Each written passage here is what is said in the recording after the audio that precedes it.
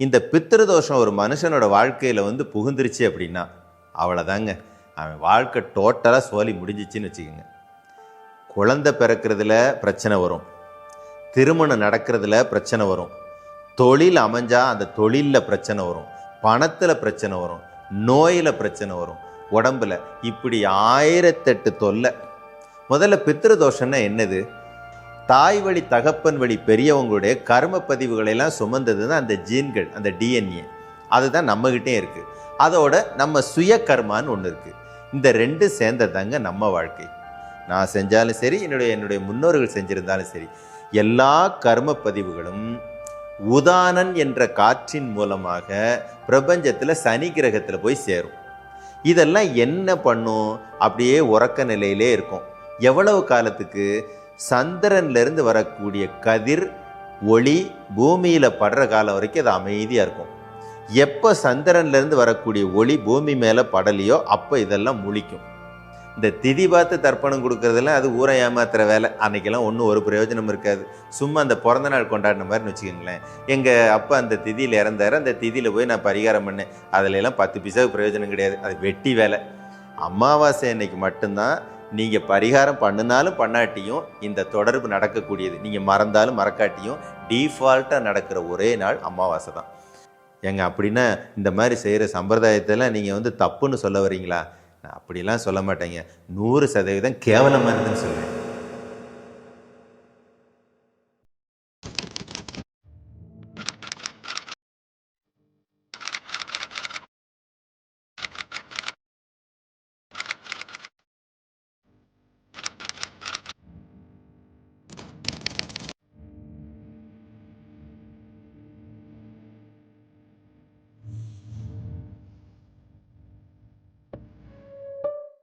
ஆடி அமாவாசை அடுத்து வரப்போகுது. ஆகஸ்ட் 12ஆம் தேதி, ஆடி 27ஆம் தேதி. என்ன ஸ்பெஷல்? அதை கண்டிப்பாக தெரிஞ்சுக்கோங்க. ஏன்னா இந்த பித்திருதோஷம் இருக்கு இல்லையா, இந்த பித்திருதோஷம் ஒரு மனுஷனோட வாழ்க்கையில் வந்து புகுந்துருச்சு அப்படின்னா அவ்வளோதாங்க, அவன் வாழ்க்கை டோட்டலாக சோலி முடிஞ்சிச்சின்னு வச்சுக்கோங்க. குழந்தை பிறக்கிறதுல பிரச்சனை வரும், திருமணம் நடக்கிறதுல பிரச்சனை வரும், தொழில் அமைஞ்சால் அந்த தொழிலில் பிரச்சனை வரும், பணத்தில் பிரச்சனை வரும், நோயில் பிரச்சனை வரும், உடம்பில், இப்படி 1008 தொல்லை. முதல்ல பித்திருதோஷம்னா என்னது?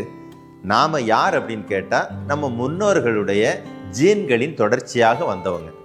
தாய் வழி தகப்பன் வழி 7 தலைமுறை பெரியவங்களுடைய ஜீன்களை தொடர்ச்சியாக பெற்று வந்தவங்க நாம்.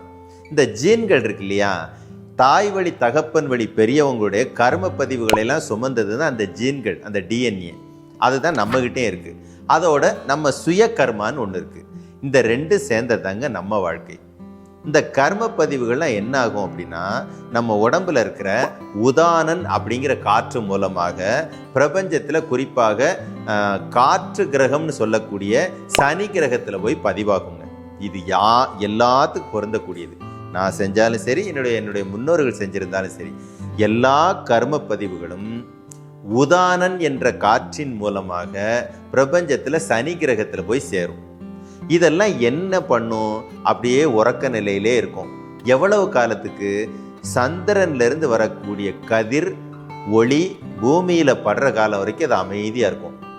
எப்போ சந்திரன்லேருந்து வரக்கூடிய ஒளி பூமி மேலே படலையோ அப்போ இதெல்லாம் முழிக்கும். நம்ம பாணியில் சொல்கிறது தான், இந்த கர்ம பதிவுகளுக்கெல்லாம் வந்து சாப்பாடுங்கிறது சந்திரனுடைய ஒளி. அது வரைக்கும் அது அமைதியாக இருக்கும். எப்போ அதுக்கான சாப்பாடு கிடைக்கலையோ அப்போ தான் அது டக்குன்னு முழிக்கும். அப்படிங்கிற மாதிரி முழித்த உடனே என்ன பண்ணும்? அந்த பதிவுக்கு சொந்தமான டிஎன்ஏ எங்கே இருக்கோ அது கூட அப்படியே கனெக்ட் ஆகும். அந்த நாள் தாங்க அமாவாசை. அதனால தான் எல்லாரும் என்ன பண்ணுவாங்க? தர்ப்பணம் கொடுக்கறதெல்லாம் அமாவாசையில் போய் செய்வாங்க. இந்த திதி பார்த்து தர்ப்பணம் கொடுக்கறதெல்லாம் அது ஊரை ஏமாத்துற வேலை. அன்றைக்கெல்லாம் ஒன்றும் ஒரு பிரயோஜனம் இருக்காது. சும்மா அந்த பிறந்த நாள் கொண்டாடின மாதிரின்னு வச்சுக்கோங்களேன். எங்கள் அப்பா அந்த திதியில் இறந்தார், அந்த திதியில் போய் நான் பரிகாரம் பண்ணேன், அதிலெல்லாம் 10 பைசாவுக்கு பிரயோஜனம் கிடையாது. அது வெட்டி வேலை. அமாவாசை அன்னைக்கு மட்டும்தான் நீங்கள் பரிகாரம் பண்ணினாலும் பண்ணாட்டியும் இந்த தொடர்பு நடக்கக்கூடியது. நீங்கள் மறந்தாலும் மறக்காட்டியும் டீஃபால்ட்டாக நடக்கிற ஒரே நாள் அமாவாசை தான். அதைத்தான் நம்ம பெரியவங்க என்ன பண்ணுவாங்க? அமாவாசை திதி அன்னைக்கு தர்ப்பணம் கொடுக்குற வேலையை செய்வாங்க. இனிமேலாவது அதை தெரிஞ்சுக்கோங்க. இப்போது எல்லா மாதம்தான் அமாவாசை வருது. இதில் என்ன ஸ்பெஷலாக இருக்கிற அமாவாசை ஆடி புரட்டாசி, தை, இந்த 3 மாசம்தான். இதுல சாஸ்திரம் என்ன சொல்லுதுன்னா, ஆடி மாதம் தேவலோகத்தில் பித்ருலோகத்தில் இருக்கக்கூடிய பித்திருக்களுடைய ஆன்மாக்கள் பூமியை நோக்கி வரக்கூடிய நாள் அப்படின்னு சொல்லிட்டு, புரட்டாசி நம்ம உடம்புல தங்கக்கூடிய நாள், தை அமாவாசை நம்ம இடத்த விட்டு போகக்கூடிய நாள்னு சொல்லிட்டு அப்படி ஒரு 3 விதமா சொல்லுவாங்க சாஸ்திரத்துல. இப்ப நல்லா கவனிங்க, ஆடி மாதத்தோட ஸ்பெஷல் என்ன அப்படின்னா, இந்த பித்திருலோகத்தில் இருக்கக்கூடிய அனைத்து பித்திருக்களுடைய ஆன்மாவும் உங்களை நோக்கி வரக்கூடிய ஒரு தினம்தான் ஆடி அமாவாசை. நீங்க அந்த கர்ம கணக்கை அழிக்கிறதுக்கு தான் போராடுறீங்க, பரிகாரம் பண்றீங்க, வழிபாடுகள் பண்றீங்க, குளத்தங்கரை ஆத்தங்கரை எல்லா பக்கம் போறீங்க. அந்த ஆன்மா உங்ககிட்ட வந்துச்சா வரலையா தெரியாது.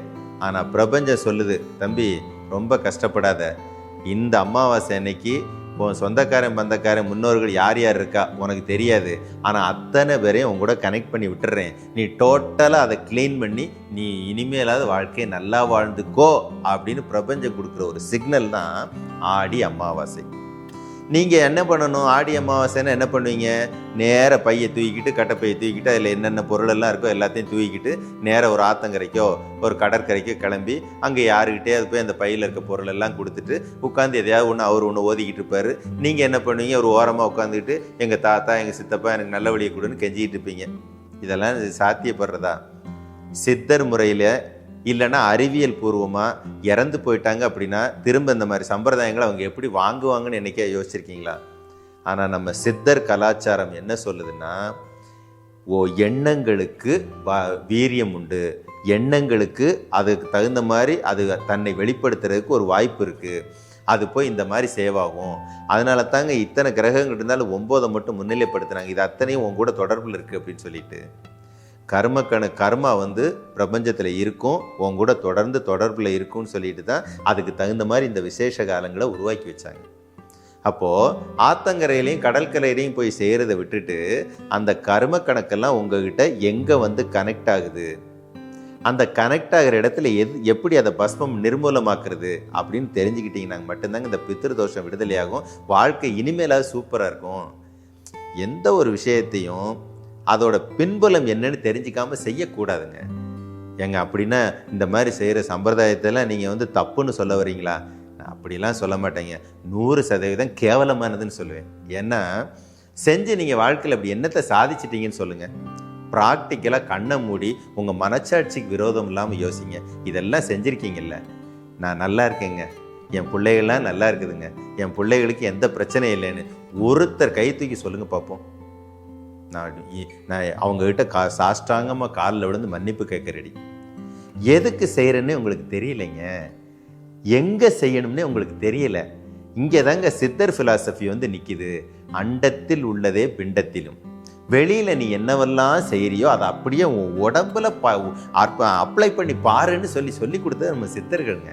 அதை ஃபாலோ பண்ணி பார்த்தீங்கன்னா இப்போது தாய் வழி தகப்பன் வழி அந்த முன்னோர்களுடைய ஜீன்கள் எங்கே இருக்குது, உங்கள் உடம்புல இருக்குது. அந்த ஜீன்களில் இருக்க டிஎன்ஏல தான் அந்த கர்ம பதிவுகள் பூரா ரெக்கார்ட் ஆகி போயிருக்குது. அந்த டிஎன்ஏ எங்கே இருக்குது, உங்கள் உடம்புல இருக்குது.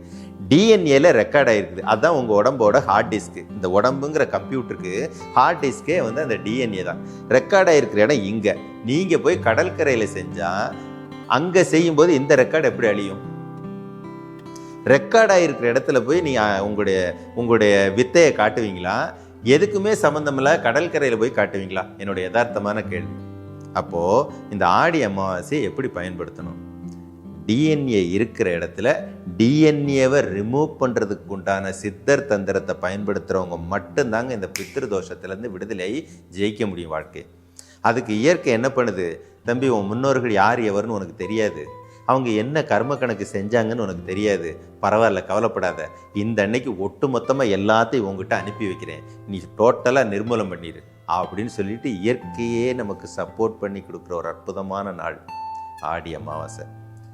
முடிஞ்ச வரைக்கும் சித்தர்கள் முறைப்படி முத்தி தத்துவம்னு சொல்லுவாங்க, அதாவது இந்த கர்ம கணக்குகளை 0 பண்ணுறது தான் முத்தி தத்துவம். அந்த முறைப்படி நம்ம உடம்புல தர்ப்பணம் கொடுக்குற பாகம் எதுன்னு தெரிஞ்சு அந்த தர்ப்பணம் கொடுக்குற பாகத்துக்கு என்ன பண்ணணுங்கிறத வித்தையை தெரிஞ்சு, அந்த வித்தையை தெரிஞ்ச குருமார்கள் இருப்பாங்க இல்லையா, தயவு செஞ்சு இந்த ஆன்லைன்கிற வார்த்தையை யூஸ் பண்ணாதீங்க. அந்த குருமார்களோட கண் பார்க்க அவங்ககிட்ட நமஸ்காரம் பண்ணி இந்த வித்தையை தெரிஞ்சுக்கிட்டு செஞ்சு பாருங்க. வாழ்க்கையில் இதுவரைக்கும் பார்க்காத வளர்ச்சியும் சந்தோஷத்தையும் பார்ப்பீங்க. ஒருவேளை அப்படி ஒரு டவுட் வருது, அது யாருன்னு எனக்கு தெரியலையேன்னு சொன்னால், அந்த சமயத்தில் நாம் ஒரு வாய்ப்பை கொடுக்குறோம். அந்த அன்னைக்கு நம்ம சபையிலேயும் அந்த முயற்சி நடக்கும். நல்ல வாய்ப்பை பயன்படுத்திக்கோங்க. நம்ம சபைக்கு வாங்கன்னு நான் சொல்லவே மாட்டேன். நல்ல குருமார்கள் பூமியில் எவ்வளவோ இருக்காங்க. உங்களுக்கு நம்பிக்கைக்குரியவங்க, அந்த தர்ப்பணம் கொடுக்குற இடம், தர்ப்பணம் கொடுக்குற முறை தெரிஞ்சவங்ககிட்ட போய் எப்பாடுபட்டால் தெரிஞ்சுக்கோங்க. இல்லை வாய்ப்பு வேணும் அப்படின்னு நினச்சிங்கன்னா நம்ம சபையை தொடர்பு கொள்ளுங்க. அந்த அன்னைக்கு 2 நாள் இதற்குனே உள்ள ஒரு ஸ்பெஷல் முகாம் நடக்கும். பயன்படுத்திக்கோங்க. வாழ்க்கையை, இறைவன் கொடுத்த அந்த அற்புதமான பிறவியை நல்லபடியாக வாழ்ந்து முடியும்.